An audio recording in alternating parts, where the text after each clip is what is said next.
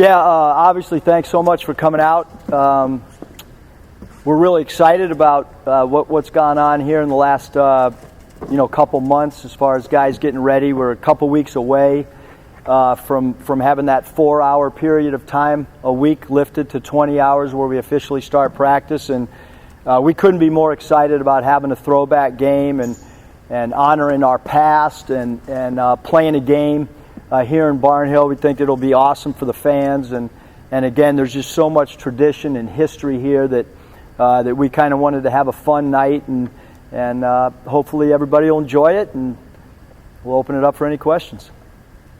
I guess, Eric, what was the inspiration for this? Was it your idea? Did somebody mention to you? How did this come about? I think that any decision that we make is always our whole staff, like the coaching staff, the administration, marketing. We're constantly trying to throw different ideas at each other and come up with different things. I've stated a ton that growing up in San Diego, California, as a young person, that Arkansas was I know all the history really, really well, and we felt like a throwback night. Our players wearing Team Eddie and Team Nolan uniforms, and maybe we can get the fans interested in dressing up, in some throwback gear themselves, and I just felt like a traditional red and white game. It's kind of been done in the past, and to do something new and different, and this might be the only time that we play basketball back here, and so it's a kind of a neat thing.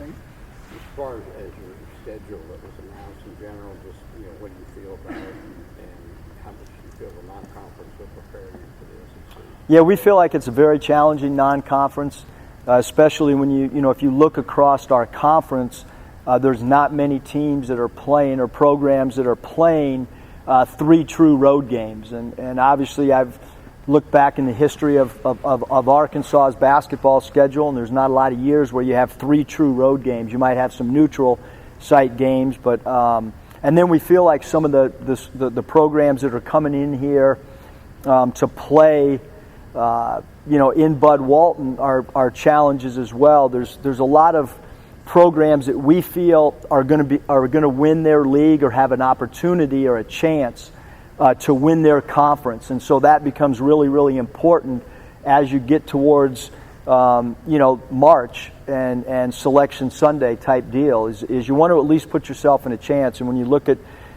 some of the people that we're playing, Northern Kentucky, for instance, is a program that's won a lot of games. They got a lot of starters back, so we feel like it's a really, really challenging with the road games, and then playing TCU here at home. It's a challenging slate in our opinion.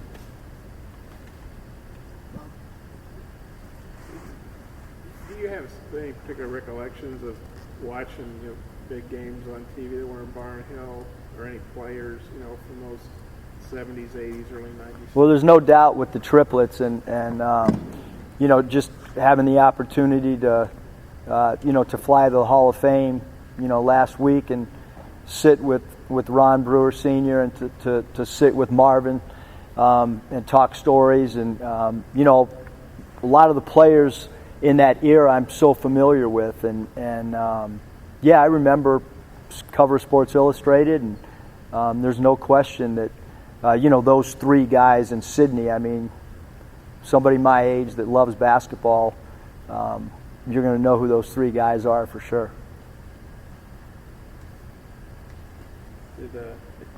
Did you get a chance to tell those guys in Springfield that you were going to play a game in Barnhill? If so, what was their reaction? We didn't get a chance to talk to it because administration, we were still trying to figure it out. This was something that we've kind of talked about for a while, but still wanted to try to work out the logistics part of it, and we're still trying to find a date and a time, and so we really didn't want to talk about it externally to anybody until we knew we were going to do it. And it was really yesterday morning when we decided that this thing was going to be able to happen, and so I haven't talked to him yet about it. And I think I saw you tweet this, but your dad recruited Sydney to Minnesota?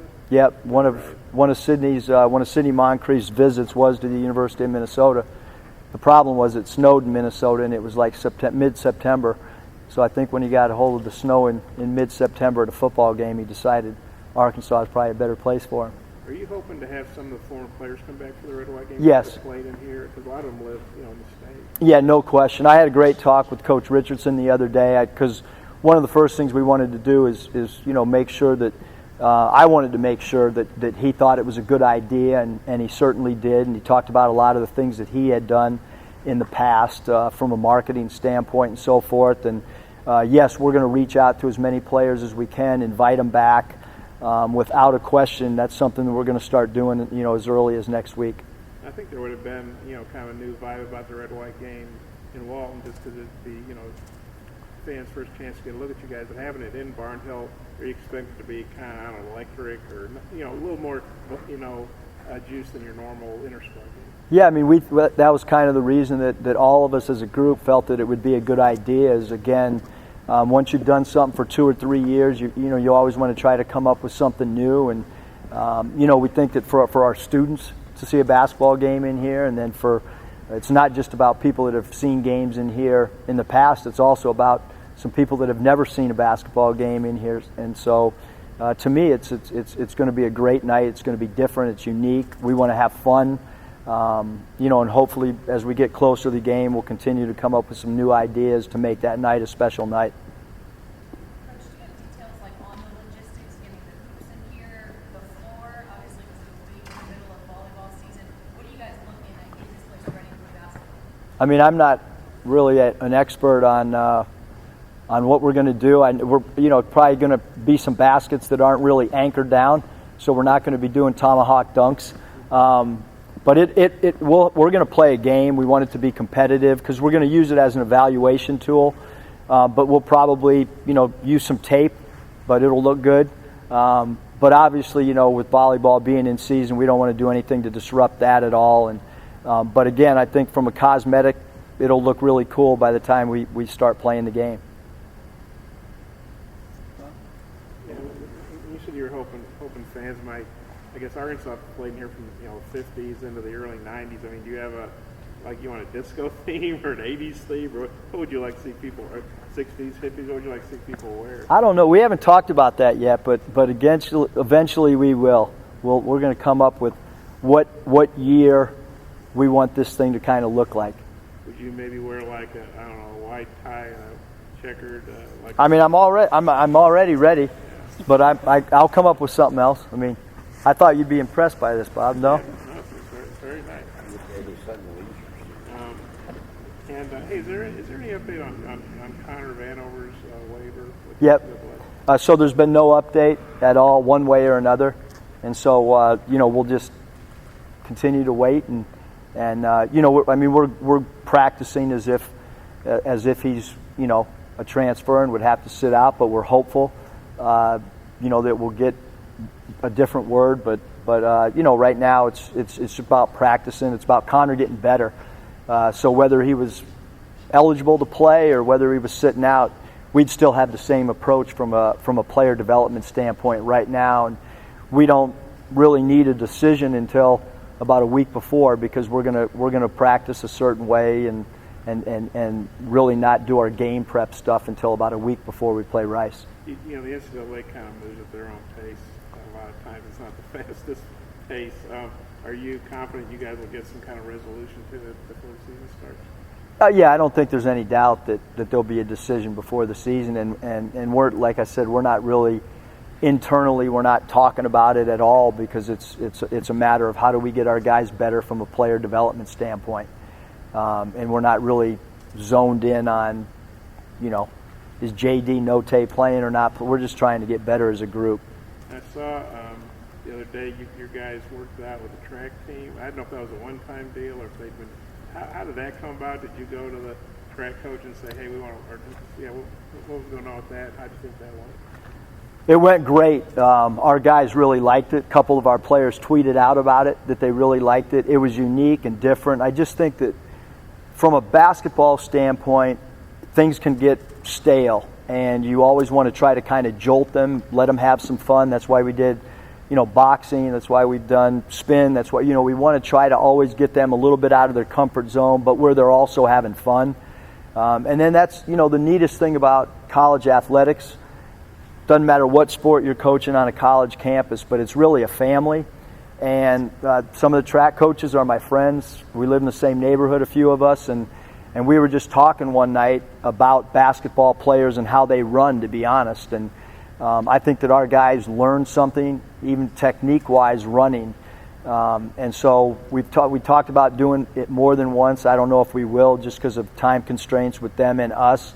But it was good for our guys. I think it was good for camaraderie. I know that now our guys know the track group a little bit better, and vice versa. And I think that's the neatest thing about being on a college campus.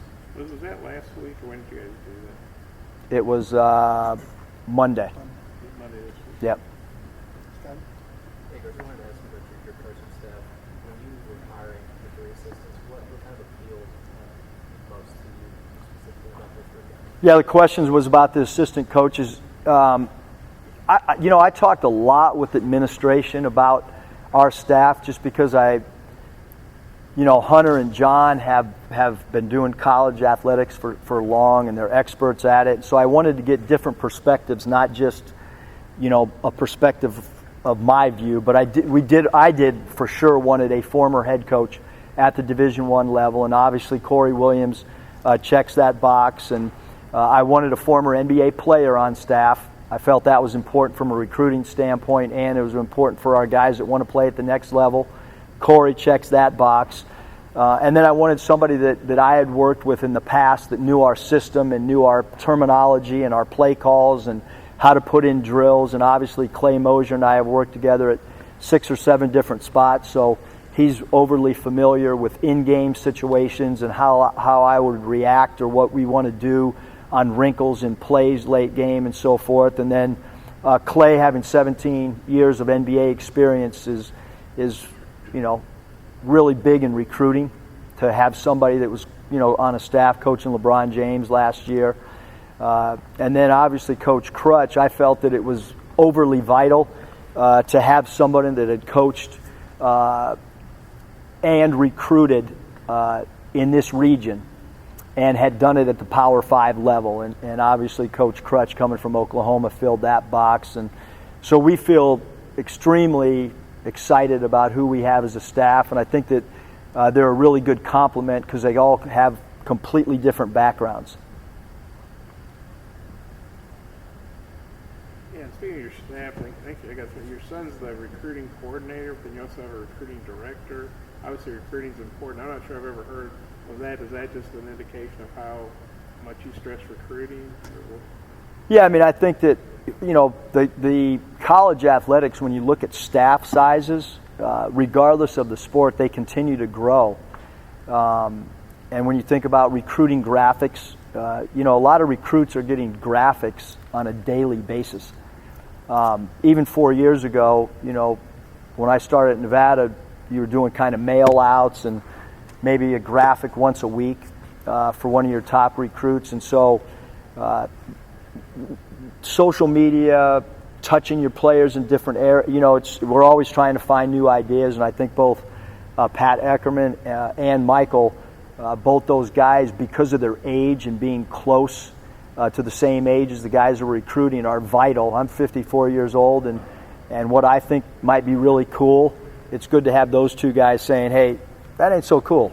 Along those same lines, there's been some pretty funny pictures of you on Twitter, like recreating famous photos. Is that something your idea? How do the recruits pick what poses? How does that go down? Yeah, it was really interesting. A lot of the stuff we do that's outside the box just kind of happens organically. And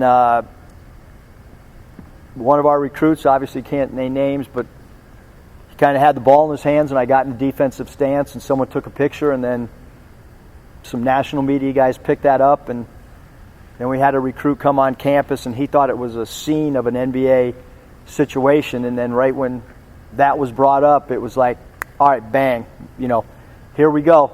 And so it's turned into now recruits that have not been on campus are texting us and saying, hey, Coach, and they'll send a picture and say, can we do this scene if I come on an official or an unofficial visit? So it's taken on a life of its own. It's been great for the prospective student athletes. The high school guys love it. We don't ask anymore. They actually come to us with what they want to do. And everybody in the country's taking a picture with their arm around a recruit, and now this kind of separates us. And the great thing is, if anybody tries to emulate it, it's old news. So we kind of started it, and we're going to keep rolling with it, and no copycatters. Last one, Bob. Getting back to the schedule, I mean, just how tough a schedule do you think it is? How challenging? I guess you kind of want to find out you got to win games, but you got to have a good enough resume to make the NCAA tournament too. Yeah, I mean, we honestly feel, playing at Georgia Tech, playing at Indiana, playing at Western Kentucky, some of the mid-majors that we feel have an opportunity to win their conference. And some of the games were already set up, before we got the job, and then there was some that we put together. And so, Anthony Ruda does the schedule, and he does an incredible job. If you look at the schedule at Nevada, over the last 4 years, we were actually a model that a lot of people have used. He does a great job of looking at the numbers and trying to figure out where a team will project to be. And we really don't want to play anybody that's not a top team in their own conference when you talk about teams outside of Power 5 programs. So we're trying to play people that'll challenge us for SEC play. And our philosophy is not to pile up wins. Our philosophy is how do we become better as the season progresses. And we understand that conference play is overly challenging in this league right now, but we want to challenge ourselves. I mean, we don't want. I've been a part of a staff where they just tried to figure out a way to get to 22 wins, and I've done that, and that program didn't make it to the tournament. So that's not the goal is not to try to pile up wins for the media guide. The goal is to try to challenge our players and try to give our fans really quality games, whether we're playing at home or on the road. Last one. You got to get to practice. Was that your first time going to the Hall of Fame induction deal, or had you done that before? And what was that whole experience like? It was, yeah, the Hall of Fame was an awesome experience. I had never been there before. We had a great time on the plane, team bonding. It was a long night because after the ceremony, we went back. John and Kevin and myself and my wife and Sydney and his family and his inner circle. We went back to the hotel and had a little conference room, and everybody shared stories, and there was management from the Milwaukee Bucks, and it was kind of a once in a lifetime thing. And then personally for me, then you get to meet and see a bunch of people that maybe you haven't connected with in a long time. And I know for Ron Brewer, it was really big too, for him to connect with some of the guys that he played against and played with in his NBA experience. And probably the coolest thing of the whole experience was how appreciative Ron and Marvin were to be able to go on the team plane and to celebrate and to be a part of it. Those guys, it was really cool to see how excited and happy they were to go and be a part of it. Okay, Coach, thank you very much. Thanks, you guys.